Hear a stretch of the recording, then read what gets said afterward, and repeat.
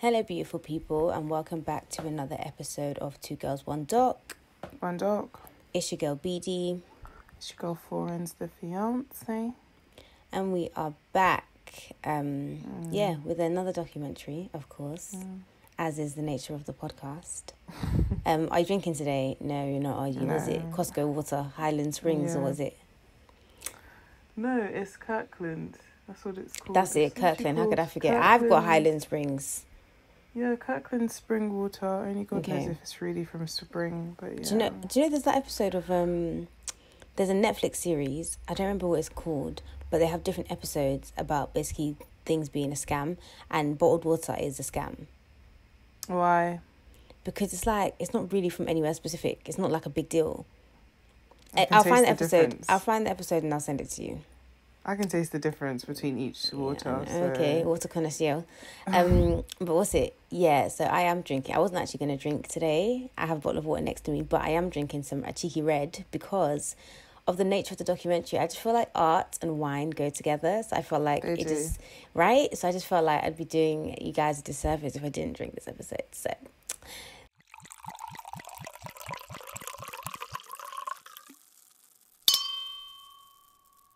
the documentary that we are doing today is called Made You Look, a true story about fake art. I kind of wish it was called a real story about fake art or like a true story about false art, but like that doesn't really That's make true. sense. It's the false bit, so it kind of rubbed me a bit, but you know, it was fine. It's a Netflix documentary. We know how Florence feels about Netflix documentary. So what were your overall opinions on the documentary? I didn't enjoy it. Did you not? Maybe it's because I'm not into art. It's because no one died. So I kept like zoning out and having to bring myself back to the documentary. It wasn't, I think it's because I have no interest in art. I think you need to be interested in art. Do you think? I'm not really interested in art, yeah. but I'm interested in fraud and like crimes. And But like, there this wasn't enough of the conversation around it. There was a lot of discussion about the art than yeah, because the that was fraud. the object of the crime, right? Hence why I'm like, if you don't really like, if you're not interested in art, because a lot of it went, I mean, we'll talk about it, but yeah, I just feel like you have to at least have some sort of interest in art to be like, ooh. Yeah, I mean, I would agree, but I actually have no interest in art. So anyway, let's get into it. So the documentary basically, long story short, is about selling fake art, right? It's a con, right? And I feel like the crime here isn't even the fraud, but the prices that people were paying for the art. I think that is the real crime here. And there's also another crime is just that people think they're so like uppity and in this upper echelon and like they the high have members of this sense society and like enlightenment, but it's like, no, you fucking don't. Like you, it's a you're just square. as It's a blue dumb square as- on a white literally, background. You're just as dumb as the rest of us, and you actually don't know what the fuck you're talking about. Thank so you. Do just you know what? wear I was expensive looking forward suits. to discussing this with you because I knew there's certain people that came up that I'm like, I cannot wait. I cannot wait. But we'll get there. So as Netflix normally does, there's a beautiful opening shot. This one is of New York City. And I know we complain about Netflix documentaries being really, really long, but like the production quality is chef's kiss. Like, Yeah, it especially was. compared to what we watched Yeah. last week. Like It was long, but it was still unnecessarily long. But yeah, But that's Netflix, man. I've come to know it for that. they need to So- hear us complain. They do, but then also they need to work with us so we can make them better. So we meet our first talking head, whose name is M.H. Miller. He works for the New York Times. I feel like everyone works for the New York Times, but Yeah. okay. So he's telling us that this whole case started with the closing of the Knoedler Gallery. This is a big deal because the Knoedler Gallery, for people who care, is like a famous art gallery in New York. No one knows why it's closing, but then we get leaks of this like forgery scandal. $80 million scandal that has the art world up in arms tonight and collectors checking their most prized possessions. This is probably the largest art fraud that has ever been discovered in the history of the United States. So the male voice that you hear at the end of that clip is basically our next talking head. His name is Perry Anselm and he's a lawyer. So the fact that you have lawyers in the documentary at this point is like, all right, cool. So definitely a crime was committed because why else would lawyers be like taking time out of their busy schedules to talk to us, you know? Yeah. And so he's kind of setting the scene. He's letting us know how big a deal this case was.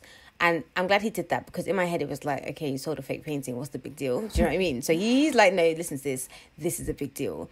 And they were selling these forgeries for like over decades. Like it was at least 10 years that they were selling these fakes, which is No, wild. it was longer, wasn't it? Yeah, it was like started 20, in 1990 years. Something. Oh, Yes, yeah, 20. yeah, 20 years, yeah, mad. So we have this whole section of different people saying how prestigious this gallery was, right? Survived the First World War, the Second World War. They sold painting to the Louvre, which is that pyramid thing in France.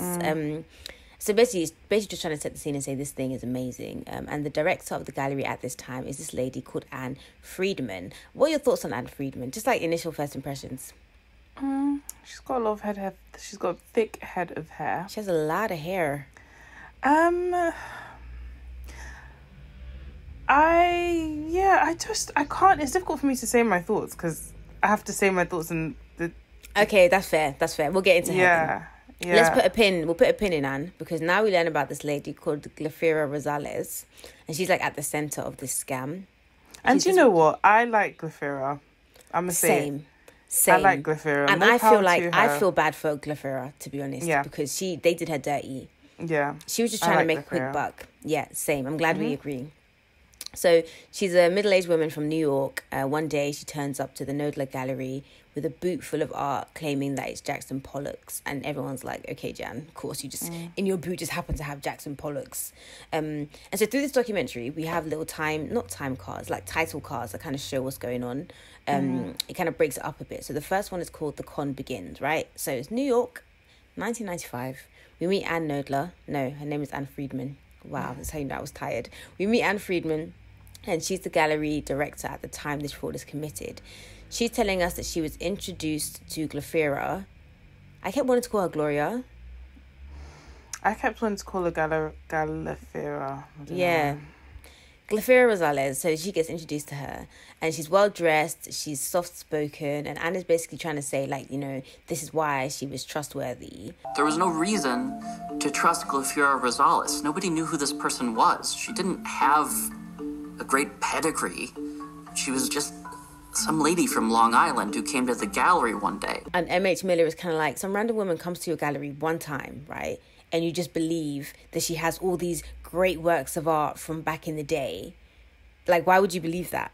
But anyway, yeah, but then he also says that she had no pedigree. And it's like, who the fuck are you? Like, who actually the fuck are you? But this is what I mean about this whole art world. You're just pretentious pricks. Yeah. Like, I know the exact type, like, these men are. Like, who are you to say no, somebody had no pedigree? So she could have not come from money and then built herself up in the art world. Like, what the hell? She could have had a sugar daddy that introduced her to the art. Like, what the hot hell are and you you're talking the same about? people that are like, oh, you know, to be rich you have to pick yourself up by the bootstraps and work hard. Okay, cool, someone has done that, but because she doesn't have the pedigree, now it's a problem. Exactly, with your shit brown cardigan. Exactly. I literally have a note here saying, I don't get the art thing. I don't get it now, nor will I ever understand it. I don't get it. Do you know what I mean? I just don't understand it.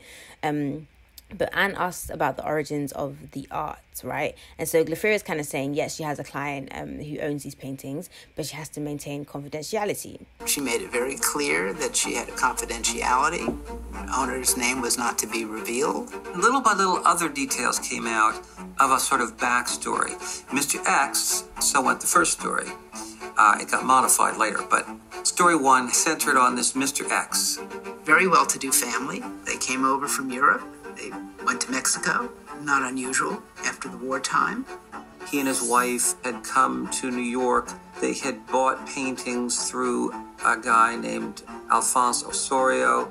Alfonso Osorio lived in Long Island. He was maybe a patron, if you will, of Jackson Pollock. Jackson Pollock is apparently this really famous artist. I learned this from the documentary. He's what is it called? Expressionist.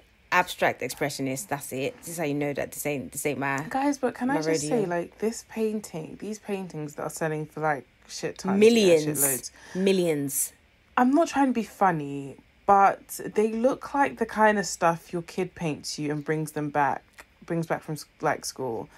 It really made me feel like I should just start painting and like even Rachel Dolezal paints. Yeah, how do I paint and just get people to pay us shit? Because That's what you do. This is what you have to do. You have to paint, and then you have to dye, and then it will be worth a lot of money. So it wouldn't be something that you benefit from right now. But do you think that these artists that like paint and shit like that, like it's kind of like Shakespeare, like everyone says, oh, like he's a literary genius, but he could have just been a horny old man wanting to write about like two teens like in the throes of passion, and everyone thinks he's a genius. Yeah, like probably. I don't know if these artists like really were like, oh, like this blue square and this green square represents the blah blah blah. Do you think they were just like, oh, I'm just gonna paint some shit?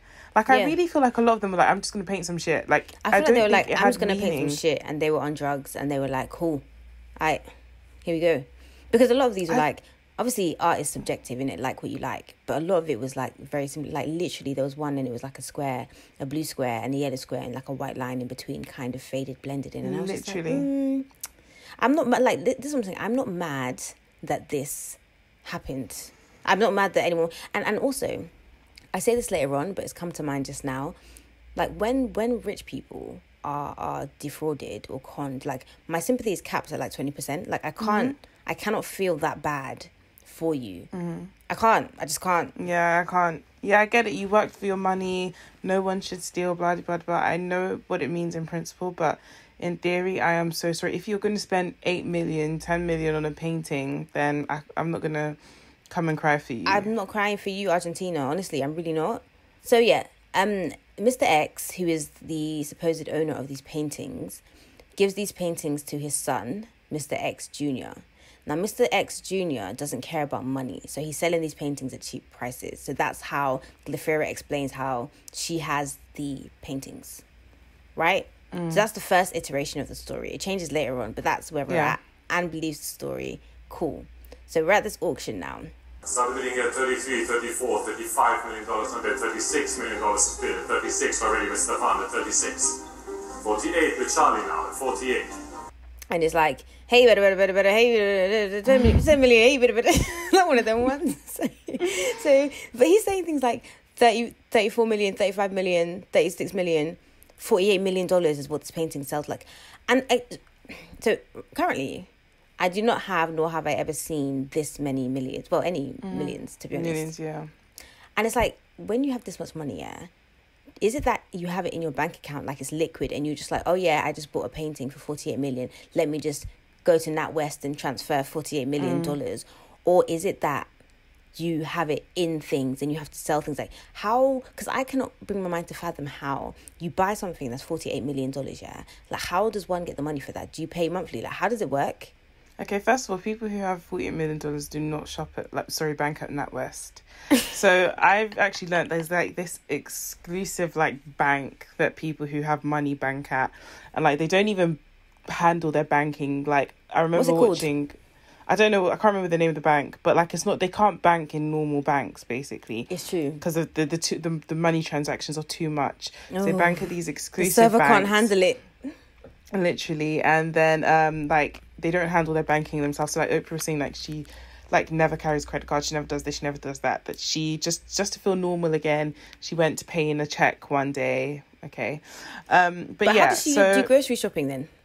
I don't know. Like you have people, like your PA will hold your money in it. Like you're not gonna like be holding like your. But I guess this is why celebrities get robbed, because like they don't know what's in them. Like for me, every morning I'll look at my bank account. If I see anything that looks a bit dodgy, which has happened bare times. You know when people set up direct debits in your name. So it's like you notice those things, but I guess when you have that much money, like you don't have to trust somebody. Yeah, you have to trust someone to and if they rob you, that's how they get robbed. Yeah. So that's how Rihanna's bank or whatever was stealing from her. So with these things, like I guess, like say for example, you're worth 100 million, you wouldn't go and spend 40 million on a painting, kind of thing. Yeah, it's something you pay, and then you have it as an asset, and then you pay it off and things like that. You don't go. This is the thing. If you can spend 48 million on a painting, I always think of it like this. Like right now, I can go to Nando's and I can spend £20 and it's calm. And I'm not thinking about that £20. So if you can spend $48 million on a painting, how much money do you have? Yeah. That's wild. Yeah. It's crazy that's the thing. Money means nothing. Like there's money. Like didn't I see this morning that Jack, that started Twitter, like his first tweet sold for like how many million? And it's just like money means nothing. What do you mean you sold a tweet I've been How can you tweeting sell a shit for tweet? free. Bro, I don't know. He sold his tweet got sold. How? But so who? How it? I How? don't know what it means. I don't understand the significance of it. I don't know Nobody why. knows what it means. It's provocative. Literally, money means nothing. It's just like flimsy. Yeah, that's wild. Yeah. Next, we learn about this thing called provenance. Provenance. Well, the simple definition of provenance is the history of ownership. It is ideally where you can trace the work from the current owner all the way back to the artist's studio. And so because these paintings that Anne got from Glaphyra are fake, we know this because of the documentary, but obviously at the time Anne is claiming that she didn't know that these things were fake. So she is under the impression that she was selling real paintings, right? Mm-hmm. The story that Glaphyra gives now is that Mr. X's sister has the provenance, which is basically proving that, you know, like the chain of events, like where did this painting come from? Yeah, it's from the previous owner to the artist's studio. How did it get there? Exactly. So Glaphyra is claiming that Mr. X's sister has the provenance, or it may have been destroyed. And Anne's lawyer is kind of like, yeah, okay, cool. You guys think that, you know, the provenance is so important, but like records can be fabricated anyway. Even with real paintings, sometimes you don't get the whole paperwork or anything, which would be a valid point, but like we know that they're fake. So right now it's kind of like you're not really making any sense, right? So next chapter we get into is called The Art of the Con. And we meet this woman called Maria Konnikova. She's author of The Art of the Con. Wow, what promo. She says, a good con artist gives you what you want. And she's speaking about Glaphyra Rosales. I feel like Glaphyra is really like demonized in this documentary. Yeah, she definitely is. And I don't even think she's the brains behind all of this. She's not, honestly. And it's like we didn't even get to hear from her. Like, she didn't even get to like speak her truth, but okay. So now everyone's kind of looking at Anne Friedman like, are you dumb? Like, you're supposed to be this art connoisseur and you're selling all these fakes, right? But this is why they're all fucking pretentious pricks, because a lot of them there lapped it up as well. It was real. That's what I'm saying. You man all thought it was real, and then you found it was fake. And you're like, oh, I had suspicions from the beginning. There's that one guy who really pisses me off. His name is like Jack someone, and he is like the bold one with the squeaky voice. Oh God, yeah. He's the worst. Yeah. Yeah. I can just tell he's a catty gay. Like, you know that? Yeah, I can just tell. You know those like, I feel like the ones that give like, the ones that give like the gay people like that stereotype, like catty and bitchy, and like I can just tell he's that kind of person. Maybe, but I also thought that he was like married to a woman, and he felt emasculated by her, and so he comes to the art world and he feels like, yeah, I'm the big Don Dada. Yeah, I'm the big Don Dada here. And then he goes home and like his wife, like, you know, I don't know, but he's a bitch. Either way, he's a bitch. Either way, stop being a damn bitch. Literally. Yeah. So we meet this guy called Jason Hernandez. He's the former assistant U.S. attorney, and he says, you know, Glaphyra is a small, pretty quiet person. She doesn't fit the profile of what you might think would be a international art criminal. But we know that her boyfriend has an art background.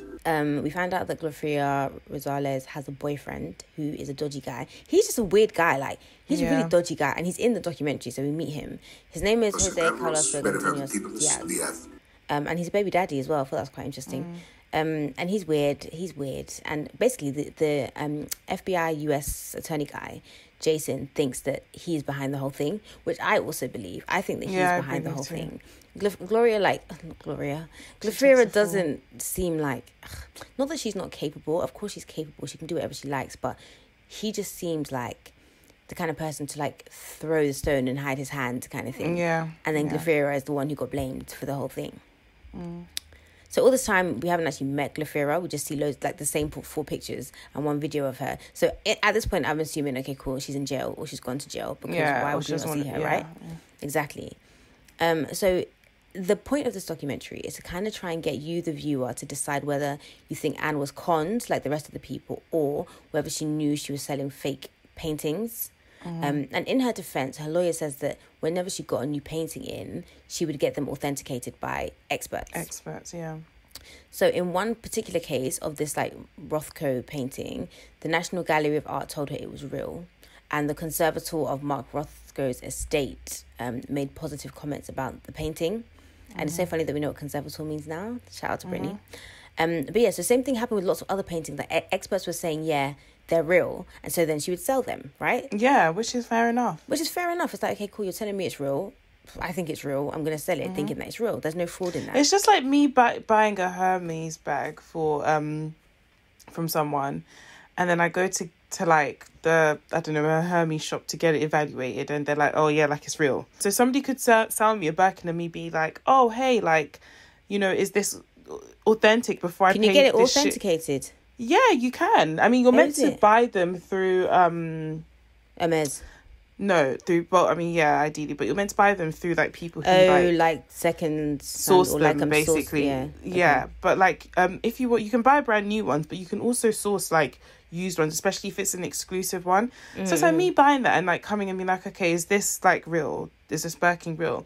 And then asking all the experts, and then being like, hey, yeah, it's real. Yeah, and then real. Getting mad that I found out it was fake when I too believed it was real. Everybody been told me that it was real, fam.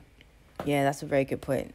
That's the thing, and ultimately, yeah, with these collectors and these like rich people, yeah, it all comes down to just like the entitlement of it all, because it's like you didn't actually have to buy this thing, and you clearly thought it was real. It's only because you were told that it wasn't real that you're now upset. You believed it was real. You had it in your house. You had all your dinner parties and showed everybody that it was real and was bragging. Oh yeah, it's 8 million, whatever. And then now it turns out that it's not real. Now you feel like a dickhead. You just hate that you got literally, you feel like a dickhead that you got. And now you feel like it's a moral thing. Like, no, she just has to know. And no, your ego is bruised. Yeah, literally. Your ego is bruised and money couldn't fix it. And so now you feel like a dickhead. Bottom line. Next chapter is called The Collectors. Speaking of which, so we hear that art is a lot about exclusivity. Like what Friends was saying earlier, it's like being able to have something that nobody else has, and also being able to have the means to attain that thing. So it's not even just being aware like, oh, there's this rare Jackson Pollock. It's literally being like, all right, cool, there's this rare Jackson Pollock and I can afford to get it, and I'm in the circles with which I can get it. And so then you get it, and then it's like, oh, look at me, I'm such an amazing rich person. I'm such a basic bitch. Like, I could be worth 60 million pounds. You would still see like writing live, laugh, love. Yeah, on my wall. I'm that kind of basic bitch. Like, I really don't like art. I call the art my parents have in the house. I'm just like, I don't like it. Yeah, I didn't even really notice art like that, you know? Yeah. Yeah, I don't really notice it. Everyone has their thing. Do you know what I mean? We said this in a previous episode. Everyone has their thing, their vice, what they're going to spend big money on. And for some people, it's art, and I just don't get it. I try to like think about this whole situation in a way that would like get me, that would make sense. And the only thing I could come up with is, you know, when you buy hair and they'll try and advertise it like it's raw hair, which is better quality, right? And then you get the hair, you wash it one time and it's shit hair. Yeah. And I'm like livid. Like, why did I spend? But it's not even the same, because it's different than if you paid for a Rothko and then it came. No, but okay, but say you pay for good hair, and then the hair you get is shit hair. You pay for like high grade raw. But that's different, because that shit hair you're gonna tell that it's shit. But that point you made about like they didn't even know. So it's like the what you can it's actually true. What you can, what's the word I'm looking for? What you can. Yeah. Whatever it to is, you pay a lot of money equate it to, that's the word. You pay a lot of money for really good hair, and the hair is good. Like, it looks good, it feels good, it washes good. And then later on you find that, it wasn't raw hair, it was like premium too, but it was fine. Like, nothing was wrong with it. Yeah, that's true. But then I think the thing with hair is that it will never, like, premium 2 will never be good hair. Yeah. So like you would always know in it. But yeah, that's the closest thing I could think of. But the closest thing I could think of is literally the Birkin example. Oh yeah, it's true, like the Hermes. Yeah, that's literally true. buying a Birkin and thinking, oh my gosh, like, yeah, I've got a Birkin. It's true. That's actually really good comparison. Spending Birkin money. And then, it's like, true. 2 years down the line, someone comes and is like, oh, sis, that is not a Birkin. And this is what would piss you off, yeah? It'd be the case if you're posting it on your Insta and then someone's like, sis, that's fake. Then you feel like a dickhead. Then it's not so much about the money that you spent on it. It's about the fact that you've been flaunting this thing. Oh, yeah, Hermes, Birkin. Well, it's like there's poor women that, like, they get fake, like, engagement rings. And they think it's real, and then they find out that, like, yeah, the diamond isn't real. I feel like that could very much be me, and I would not know. And then you'd be like to me, sis, sit down and let's have a chat. No, but most women don't know that their diamond is fake. Like, but how do you know that your diamond is real? So like you can do like a breath test in terms of like they're not meant to conduct heat. So like if you breathe on it, it shouldn't cloud over. Something about like the light. So the way it catches the light and stuff. Yeah, but in all honesty, like even some trained like diamond people cannot tell that a diamond is fake. Not diamond like people. Literally they can't tell. tell. Does this include lab grown diamonds? Are they fake? Lab grown diamonds are fake in the sense that like they're not from the ground, but they have the same qualities.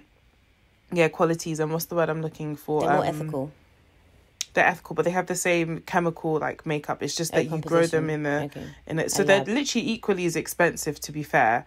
Like they're literally very similar price, but but like I'm talking more like well, to be honest, you'd know if you're wearing a cubic zirconia, to be fair, but yeah. I wouldn't know, boy. You'd have to tell me. You would know. You would know. Come on, you have so much faith in me. No, because cubic zirconias look more ridiculous the bigger they are. So if you actually have like a stone, that's like, you would know. Come on, you'd know. Yeah, I know when it falls out the thing. And your finger's all green, like, come on. Yeah, fair. Okay, cue the Soles. This is that couple. What do you think about this couple? I was with them at the beginning because they just seemed like people that came to talk about their experience. But by the end, I fucking couldn't stand them. That woman. Yeah. She's psychotic. She's actually white. She's crazy. Yeah. I think they are very pretentious, but that's the way I feel like with all of these people. All of them, yeah. I just feel like I feel like even if you grew up like in high society and you're super rich and stuff like that, you cannot tell me, especially in this day and age, like this is the stuff that like holds. I just refuse to buy it. Like it's so far removed from like the world. I don't believe people like operate this above like what is really going on in the world. I'm not saying that you can't appreciate and like art and go to galleries and stuff like that, but to be this far removed from everyday like society that like I believe this is what rattles you, I find it shocking. It's shocking, but I believe it. Like these are the kind of people that the closest interactions they have with like normal people is their drivers or the bellboy or like, they wouldn't even meet people like you and I. Where would they come across? These people aren't getting their eyes tested where I would work. Do you know what I mean? They're not. They would never. They only see like workers. Like these are literally their problems. Like these are literally the extent of, not that they don't have problems, but like these are the things that they will go to court for. Yeah, I guess. Like Black Lives Matter is not a thing to them. Yeah, I just didn't feel like they were nice people. I can imagine that woman beating her PA with a cane. Yeah. And then crying and saying, "Oh, you beat me." And I can imagine that guy like having loads of affairs with young girls and gaslighting them. Yeah. So I wasn't feeling them. So we hear Dominic De Sole explaining how he met Anne Friedman through a friend. He's there with his wife, who is called Eleanor. They're art collectors. Cool. Long story short, they buy fakes from Anne Friedman. And the talking heads are discussing how these seemingly sophisticated people could be duped in this way. And I've put here, it's not like it's me and you buying art. Do you know what I mean? These are supposed to be seasoned art collectors. And it's like, you ignore the flaws because you love the art so much. And we even hear Domenico De Sole saying that he's not an expert and his advisor thought it was real. And it's like, okay, so again, you yourself cannot even tell if these things are real or fake. So how much of a collector are you? Like, what are you really buying this for? Like, it's for other people. That's why I'm saying everyone on all the talking heads were fucking pretentious because, for example, I like certain things. I like bags.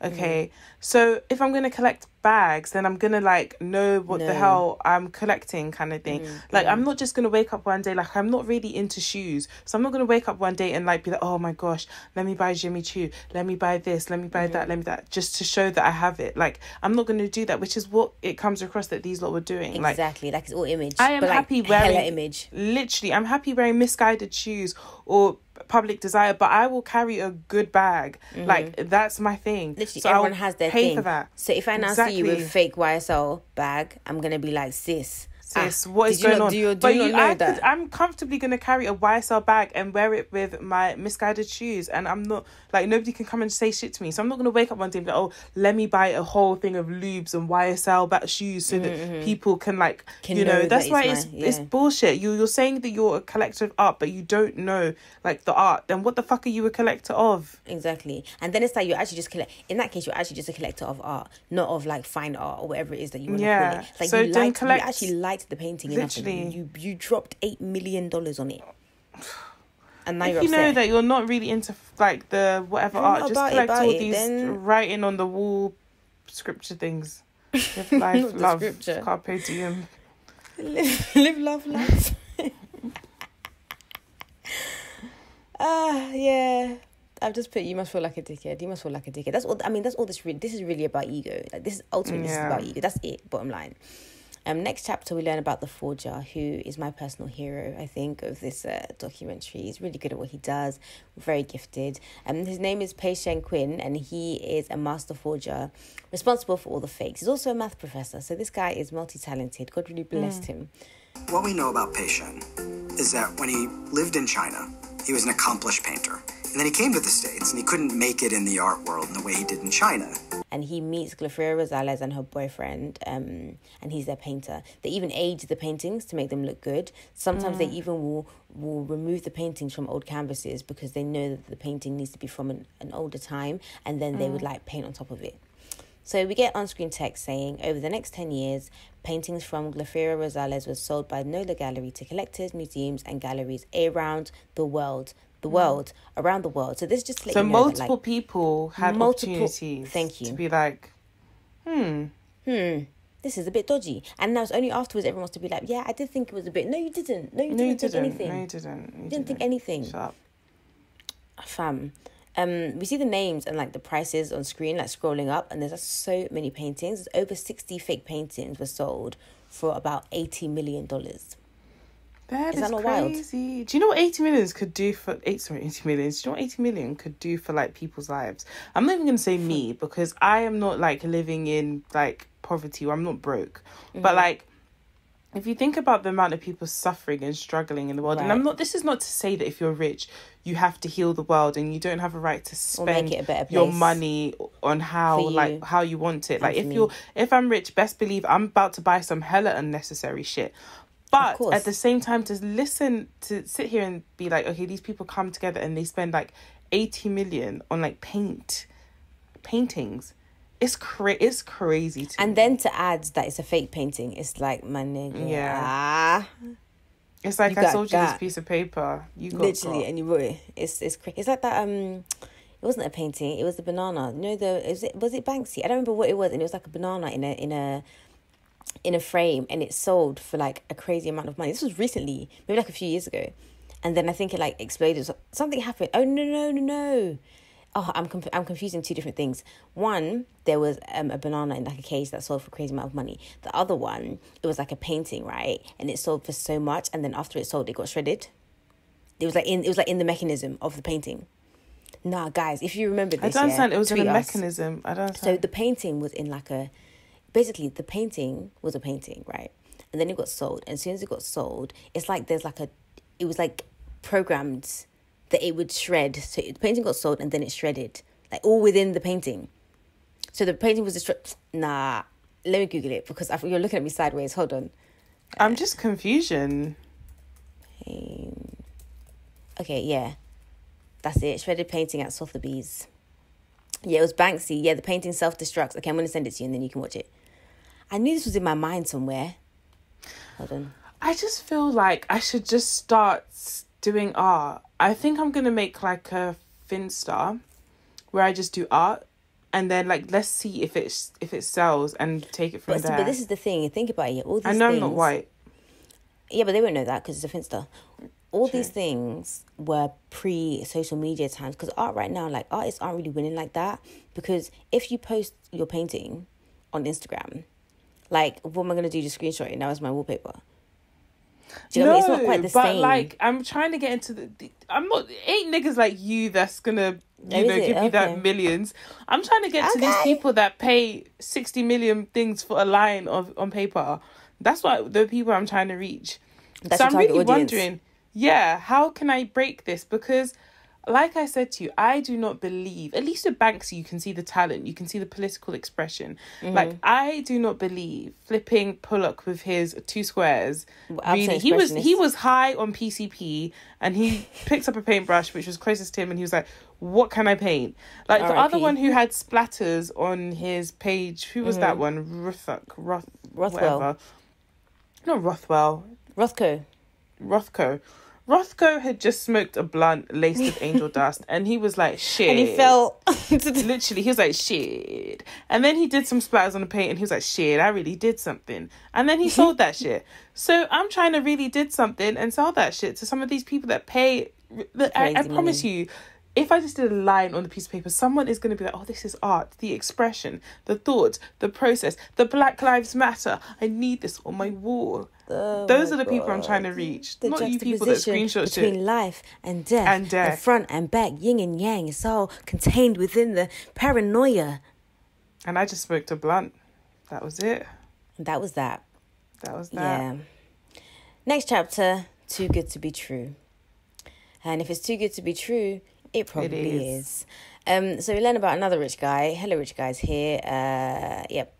He buys a Jackson Pollock for $2 million, but he's smart enough to write a clause to state that he will get his money back if it's proven to be a fake after authentication. Now, this is a collector, right? This is somebody who collects. This is somebody who collects because it's like, okay, cool, I'm collecting art, and I know that, you know, fakes are a thing, so let me just protect myself.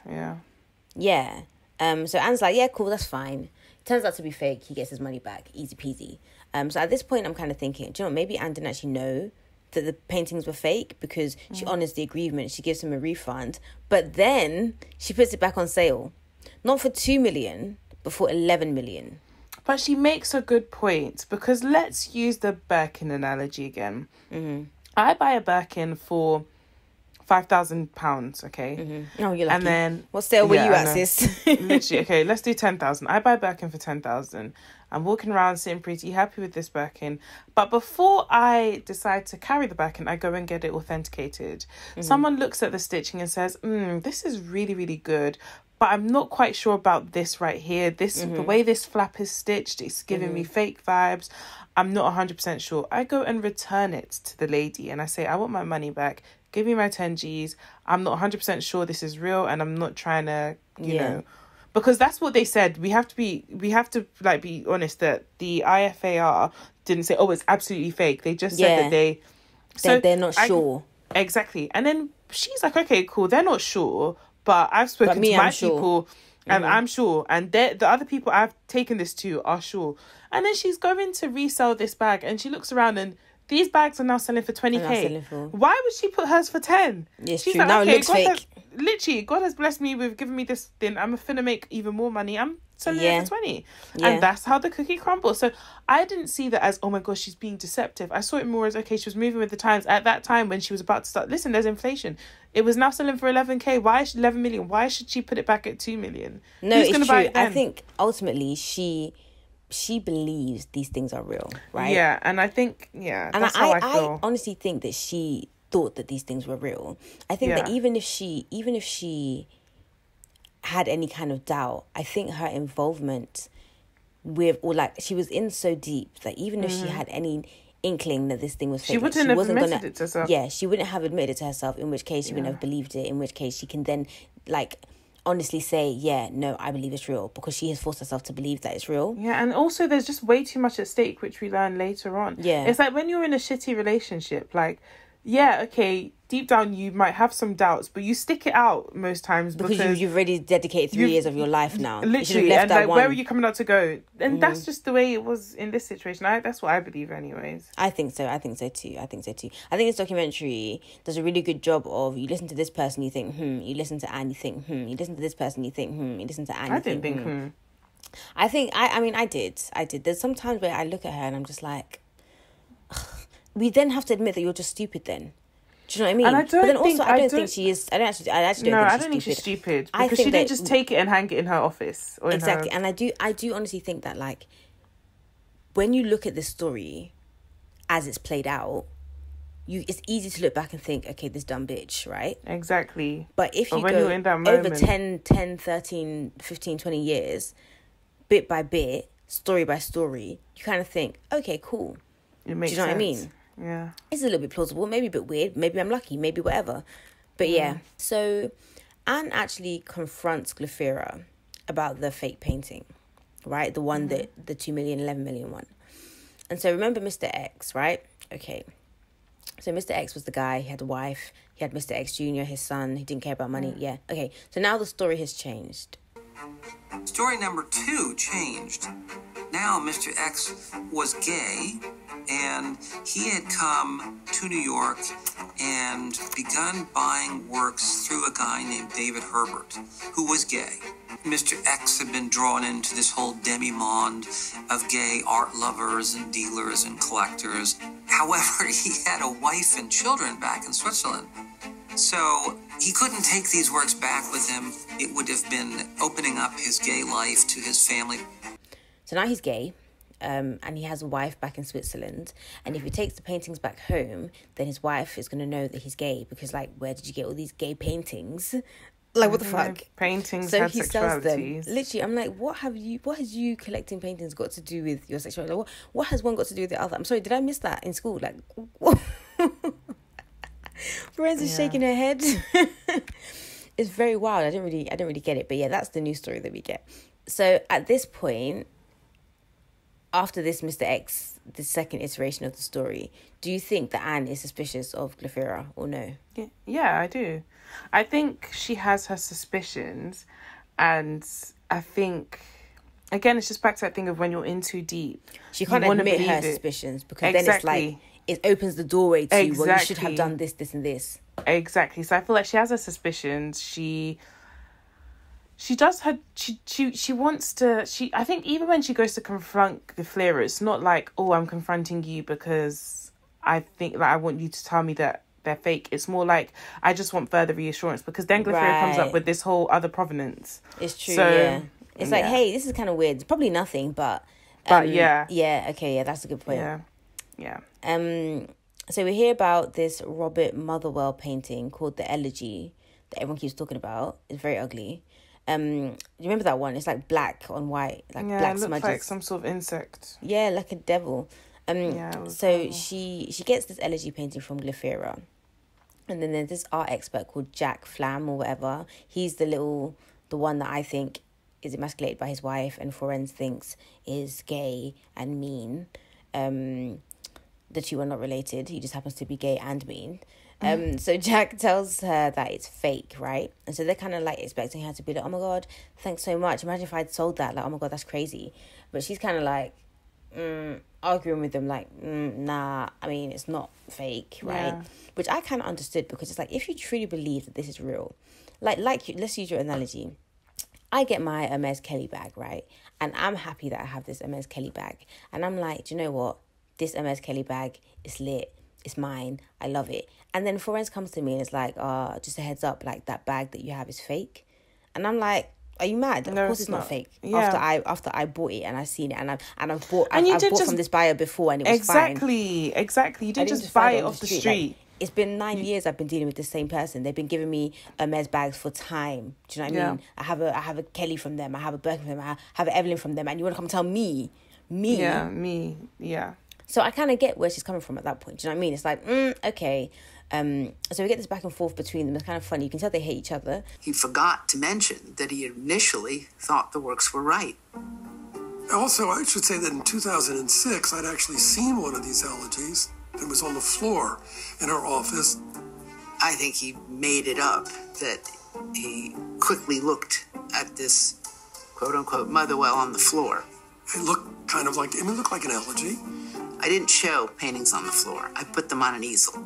That was my way. So they looked enough like a Motherwell that you see it on the floor casually. You're not asked to give an opinion. I've never known Jack to look at something quickly. He feels that his opinion and his judgment matters, and he would look at a work in a way of considering how good it is. I didn't even say, sure, it looked fine. I just didn't say, wow, that looks like a fake. Anne's like, okay, like, cool, you thought they were real. So now you're coming to say that you don't think they're real, but you yourself thought they were real initially, yeah? And then he's like, oh yeah, but they were on the floor. I just had a quick glance. And Anne's like, trying to shit, because I never keep them on the floor. Like, I keep all my paintings on easels. Which I believe. Same. She seems like a very put together woman as well. Yeah, and also like who would put like a painting worth how many million on the floor? Are you crazy? Exactly. And then you see the painting on the floor worth however many million, and you still you don't instantly think, oh, this is weird, why would you keep it on the floor? Me that I just have YSL bag, good. not even painting. Would I put it on the floor? What more, a Rothko? A Rothko, Motherwell. It's so stupid. I literally believe Anne. Honestly, I believe Anne here. I believe Anne. Ultimately, the painting is proven to be fake. And what does Jack do? What does this bitch motherfucker do? He goes to the FBI. He says, "Hi, this is Jack Schneider." It's not Jack Schneider, but it's the same energy. It's the same energy. It's like, sorry, people but just call the FBI. Have people not been kidnapped? I don't understand. Like, are they not terrorist threats? Because why are they spending so much time and resources on paintings? Literally. Imagine like you finish FBI school, you're thinking, yeah, I'm going to be like not James FBI Bond, school. shooting, bad guys, jumping through ceilings, and they call you about painting fraud. I would resign on the spot. I say, respect me. Put some respect on my name. Literally, disrespectfully, I resign. Yeah, honestly. It's actually crazy. And it's like, there's this bit where like Anne is angry because it's like, how can you just go to the FBI like that? Like, will you come to me and chat to me? And she was like, how he did come to her, but it wasn't like just me and you chatting. It was kind of you just like trying to sun me in front of other people, right? Yeah. And I thought that was really bad, mine. It's like, I'm sorry, like the FBI is such a drastic step. And it's like, it's just like when we talk about, like, I hate colleagues that, like, if something goes wrong, they go and they chat to your boss. And it's like, what the fuck? We've worked together. You know that I'm not this way inclined. If you've got an issue, just message me on Slack. Like, what the fuck are you doing? Ran into my boss like a little bitch. And that's literally it. But these people took it times 10 because you went to the FBI. You didn't even go to your local precinct. You called the FBI. I wonder what he did that day he was gearing up to call the FBI. Oh, my gosh. It's so what I just think to myself, like, you didn't have to do that. Like, you didn't, of all the things that you could you have didn't done. even go to her boss. Like, yeah, but he's corrupt too. But still, he didn't even do that. And the thing is, you two are cool. You're cool enough. Like, it's not like you don't know her. It's like you didn't meet her anywhere. Like, you know her. You and her are cool. Well, you were. Not anymore. They hate each other, and you can tell. So the investigation begins, and they're targeting Glafira Rosales because they can prove that she's involved, really. Meanwhile, Anne gets fired from the Node. Well, she doesn't get fired. It's a weird, like, she gets a leave of events absence, basically, yeah. And basically, we haven't gotten into this guy, but we need to, solely because of his hairline. The owner of the Nodler Gallery is this guy called Michael Hammer.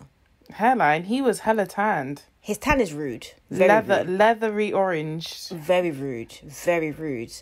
But the hairline was it was wild. It was like, I can't remember his hairline. I just remember seeing like this leather orange white tan hair and orange white skin. tea. Yeah, and white teeth. Yeah. And I was like, what the fuck is going on? Yeah, it was wild. And they were like, oh yeah, just tell people that your cancer came back and that's why you've left. And I'm like, the blood of Jesus. This is the cancer that the Lord removed from me. You want me to now proclaim with my mouth that it's back? Cancer. In it. I'd have been like your mum.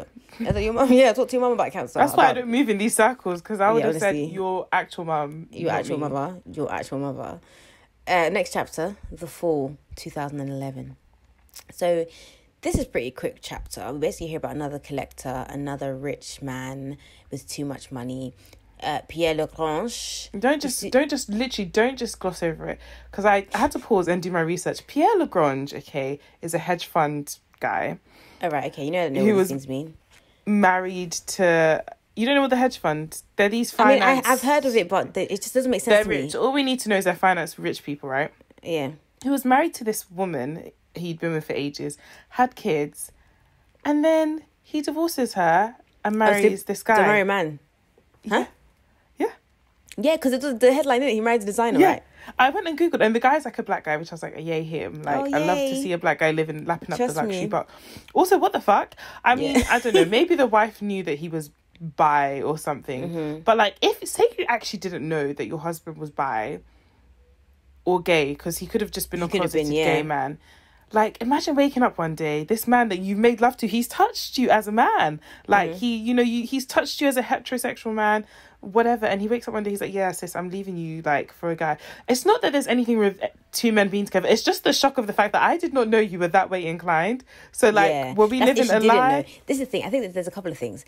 If he's bi, then it's like, all right, cool. I feel a bit better because I'm like, all right, at least you were attracted to me for the time that we were together. Yeah. Do you know what I mean? If you were you gay, just then cheated, it's like, basically. Wow, like, Yeah, but I mean, to be honest, even if he were gay, then it's kind of like, okay, well, I guess it's actually not personal because I'm a woman and that's not my fault. Do you know what I mean? Yeah, but I think it's also the shock to the system of not knowing that, like, so like all that time like, you just how weren't shit even is my enjoying. gaydar? Literally. Yeah, you just weren't even enjoying me, not at all. And then Yeah, you start thinking that's all the actually times he told you he was with his friends and you dismissed it. Was he, like, you know, with his lover? cheating, yeah. Because But I that's- mean, it that's could be another that way thing. if it was a girl. Yeah, I guess that's the other thing, is sort of the betrayal of it. Like, whoever he left you for, like, he left you and he had been with that person. So it's kind of like, wow, I Yeah. really feel like you betrayed me and my trust. Yeah. That's a bit rude. I mean, yeah, literally, it's just like Derek Jackson, but Yeah, no, but I'm happy for our brother. I'm glad for him. Mm. Go on with a rich man. So Pierre Lagrange, he sues the gallery because they sold him a fake. And the way they proved it was actually quite funny. So basically, there was like a yellow paint used, and this paint was produced in the 1970s. And the painter of the painting, Jackson Pollock, died in 1956. So surely it could not be by him because the paint used in this painting had not yet been made when he had died. I mean, this is a rookie mistake. Right. Patient Yeah. and Piesh and what? Patient and the other guy. and Jose Carlos Bergantino Diaz. Come on, you guys could have done better than Fix this. up. Yeah, they're You getting almost complacent. got away with it if it wasn't for the meddling paint. Them pesky yellow paint. So Michael Hammer closes the gallery. The news hits the press, and now Anne's like doubling down, saying that they're real. Because at this point, what can she do? Do you know what I mean? She kind of has to keep on with the story. But she did say to Pierre, she was like, okay, cool. I'm not going to give you the money back, but I'll take it and I'll sell it to someone else. Which then I was like, Anne, you're kind of digging yourself in a hole. Because he was like, so for me to be rid of this fake piece of shit, somebody else has to buy a fake piece of Another shit. collector has to buy it, yeah. Yeah, so that was a bit... That was kind of... And then she was kind of like trying to paraphrase it, Dave. basically saying like, no, I didn't say those words exactly. I said that, you know, I could... And it's like, it doesn't matter what you said, like the tone of the message, the message of the message was the same. Yeah. So that was a bit dodgy, yeah. So 2013, Glafira Rosales is arrested. And guess how they prove she's guilty? Taxes. When I say these Americans, yeah, one thing that they will get you on is taxes. They're going to get you on them taxes. Is that not how they got, what's it? Clem, what's her name? Dr. Cleggett. Isn't that how they got Dr. Cleggett in the pharmacy? Yeah. Taxes. They will get you on taxes. Like, if you're doing crimes, pay your taxes. Then they will leave you alone. I feel like even, you know how, like, your tax doesn't come out of your salary? Like, you have to pay your taxes. Like, for us, it just comes so directly wild. out. That's so I don't know why wild. they do it, but I feel like I have a theory that they do that to catch people out. Because Just a if you bank, know innit? taxes are so important to you, just fucking take them out Just of the take people's it. It's salaries. true. Like, why would you not I feel take like they it? do it on purpose because they know people are not going to pay their taxes properly. Is that or in people are their, gonna is be that disorganized. in their constitution that people Because don't have that IRS. IRA. Yeah, IRS. No, it's IRS. IRS. Them people are going to... If there's one thing those people do is they catch you. If you're doing crime, please, in that America, yeah, just pay, Pay your your taxes. taxes. Just pay your taxes. Pay it. your taxes. And they probably will leave you alone. Yeah. Because your taxes benefit them. Yeah. That's crazy. So they found out she's not paying her taxes. They leveraged that in order to get her to confess. So she confesses. She tells them about Pei Shen Quinn, and he's indicted, but he flees to China where he cannot be Which extradited. is why it's good to have dual passports. Honestly, it's good. It really is. Obviously, don't do crime. But if you do- Nigeria's passport's not going to do jack shit. Nigeria will extradite you even before the government asks. Do you think? Damn, man, they're begging. Are you- They were are you trying to- What? Am I trying to what? I was going to say, are you in the process of trying to get your Nigerian passport? I've got Because one. whenever I'm trying to get my Nigerian passport, like renew it, yeah, I hate Nigeria so much. Yeah.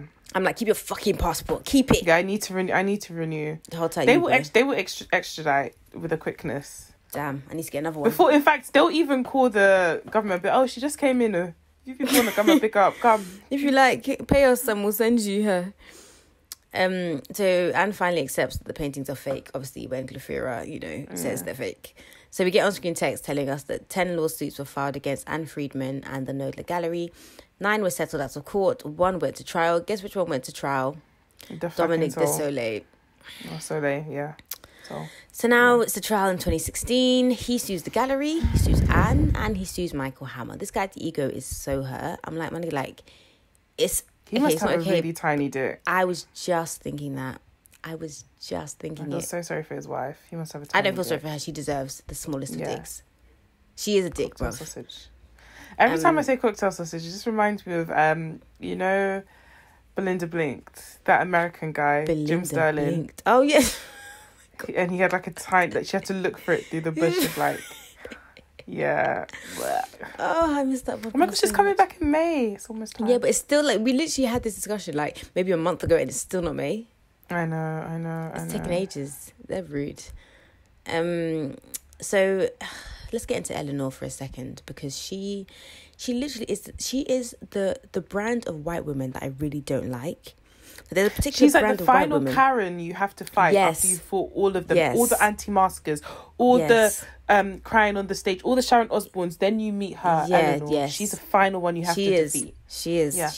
She's kind of slap you, call you a nigger, and cry. Yeah, and then the police will come and arrest you and possibly kill you. Literally, and because she has money as well, it makes it so much worse. Yeah. Because with that money comes power, and the entitlement is so much worse than a normal Karen. But okay, let's get into her. Eleanor got very emotional on the stand, talking about the sense of betrayal that they felt from somebody that they thought they could trust. She testified that she was angry, heartbroken, sad. I'm a very emotional person. I cry in happy situations and sad situations. But this was opening the wounds. And hopefully the jury recognized that I was sincere. I think it was an act, but it was a good act. It's not like Anne Friedman was this close friend. They went to Knoedler one time. I had raw emotions, and I was going to expose them because they were real. She's trying to do the most because she feels like the jury will find Anne guilty, right? She's trying to make out like it was a huge betrayal, you know, and it's like, we were friends and you really hurt me. And she's saying, you know, I'm a really emotional person, and, you know, I feel, and I just wanted to make sure that the jury saw that. And it's like, no, you got played, you didn't do your research, you didn't authenticate your painting, you found out it was fake, and you feel like a dickhead, and now you want somebody to pay as a revenge plot because you were dumb. Basically. And you weren't mates with her. You met her once, fam. You met her one time. That's not your friend. It wasn't a literally. It wasn't a betrayal, especially because she most likely didn't even know that it was fake at the time. Exactly. So instead of you to be angry at yourself and your husband for not doing your research, you're angry at the person who sold you something that they didn't know was fake. Yeah. And you also didn't know it was fake. And I don't know why they're so hellbent convinced that like she knew it was fake. Because then it makes them feel better. Yeah. As if something was done to them rather than them doing something to themselves, which they did. Yeah. Like, you're supposed to be this collector. She didn't know it was fake. You didn't know it was fake. You're both in the same boat. You should be angry at each other then. Yeah. So annoying. So Knoedler sells fakes for a total of $70 million. Their profit is $33 million. And Anne Friedman's commission in all that time is $10 million, which is crazy. Juicy. Yeah, keep it juicy. But even at that, when you think of $80 million for all these fakes, I feel like if Anne really knew that they were fake, she would have cut herself a better deal than 10 million. Yeah, I don't think she knew. I think maybe she suspected at some point, but by that point it was too late. Yeah, she was too far deep. Yeah, she's too far gone. Yeah. So one of the talking heads, a few of the talking heads actually are suggesting that the owner, Michael Hammer, that he was in on the fakes because he was quite frivolous with the company money. Like, he bought a Mercedes that was $500,000 and he took his wife to, like, Paris and stuff, all with, like, company funds, right? And we meet his lawyer. His lawyer's, like, defending him. And the only reason I even mention his lawyer is because of this toupee that he had on. Did you clock this toupee? I clocked it. It was such a different colour from the rest of him. I was like, bro. It was so bad. And the thing is, it's like, I'm here for men wearing hair pieces. Like, I believe that if you're going bald and hair is going to make you look better, then by all means, get your hair done. Do what you got to do. However, let's not be stupid. Let's not look silly on national television. Like, let it be a good one. Do you know what I mean? Yeah. You're a lawyer. You have lawyer money. Like, yeah, and you lawyer for rich people as well. So I know you have money. There is no excuse. See, but money, but no access, I guess, because the people who'd be doing his hair really well, he probably doesn't even know exist in this earth. Yeah. He's doing shit toupees. But okay, that's the only reason I brought that up. We don't really need to get into that too much. So the documentary is drawing to a close now. We learn that the trial is halted before Anne can take the stand and the Desolés settle. And Anne's kind of like, well, I thought it was funny that they wanted to settle before I could take the stand, because she feels her testimony could have probably swayed the jury in her favour. I don't know about all that. Maybe, though, because the jury is like normal people. And I can't imagine a group of 12 normal people having sympathy for these people who have more money than all you guys will ever earn combined times 5,000. Exactly. So maybe Anne would have been acquitted. I mean, she doesn't serve any jail time, so, you know, it's fine. Yeah. Actually, in the end, only Glafira goes to jail. and she's only there for a few months because they let her off on time served. The actual artist, Pei Shen-Quinn, is in China. He doesn't get any jail time. The directors actually go to look for him. Don't know why. They find his wife, but she's like, he doesn't want to be interviewed. So that was really weird bit at the end. But yeah. Anne Friedman starts her own gallery called Friedman Arts. And what's his name? Jose Carlos Bergantinos Diaz gets arrested in Spain, but Spain doesn't extradite him to the US. So he gets away with it. Doesn't have any jail time. Mm-hmm. Meanwhile, Glafira is working at a diner as a waitress. And that is how you sell fake art. That is, yeah. Overall, I do not believe Anne knew. That's my final stance. That's how I ended, I think she at some point suspected. I wouldn't even say became aware. I think she suspected, but she was too far gone in the process. She had too much at stake, and she was just like, nah. Like, I think it was a thing where she suspected they were fakes, but she said to herself, I'm not even going to entertain this thought because there's too much at stake here. Yeah. And she ran with like, oh, they're real. And yeah, that's why I agree. Happened. I agree. I have nothing to add. I agree. Yeah. But, you know, I did enjoy the documentary. I thought it was really interesting. Again, it was quite frustrating just because of, like, the wastage of money and things. And I guess with art, like, I just don't get it. Like, this could have been a documentary about, like, fake Hermes bags, and maybe then I would have been a bit more interested. But, yeah, I'd have been awake. Yeah, no, but I did enjoy the documentary. What are we doing next? What are we doing next? Next, we are doing the college admission scandal. Ooh, this has are you down favorite... to do that? Because I saw somebody tweet us saying, and so then I thought, maybe you'd want to... Yeah, okay, cool. Yeah, so we're doing... Yeah, this has my favourite TV mum in it, so, yeah. Who's your favourite TV is she in the documentary? Oh, Brie. No, not Brie. She's not in it. Lynette. What's her name? And Lynette, that's the one. Yeah, I love Lynette. Yeah. And do you love her? Do you love her now? Because what's she done? Do ya? I mean, there's a lot of white privilege, but I wouldn't say I don't understand why she did it. I mean, you do anything. I'm really excited to do this documentary because I feel like lots of great themes. Will be discussed. Yeah. But yeah, guys, I'm going to play the trailer for that. After we say our goodbyes, where can they find us? They can find us on Twitter and Instagram at 2girls1doc, and also Facebook. Where can they find you? And also YouTube. Oh yeah, YouTube. They can find me on Instagram and Twitter at BDOnEyewear, and they can find you on Instagram and Twitter at 4ends2_, and also my other podcast, Character Replay. Yeah. All right, guys. So you know where to hit us up at if you want to. If you want to direct any documentaries our way. And we're gonna play the trailer for the college admission scandal now. Bye. Yay. Bye. All of our friends are only talking about one thing, and it's this story. An FBI investigation called Operation Varsity Blues.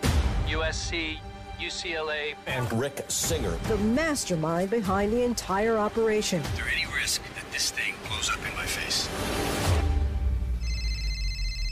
Hey, Rick. Hey there. Is this a good time? Yeah, it's good for me. Rick, I had a question for you. It's just you and me. Is that kosher? Absolutely. I just wanted you to walk me through the whole thing again and how it works. We help the wealthiest families in the U.S. get their kids into school. So I've done 761 what I would call side doors. The front door means getting in on your own. So I've created this kind of side door in because my families want a guarantee.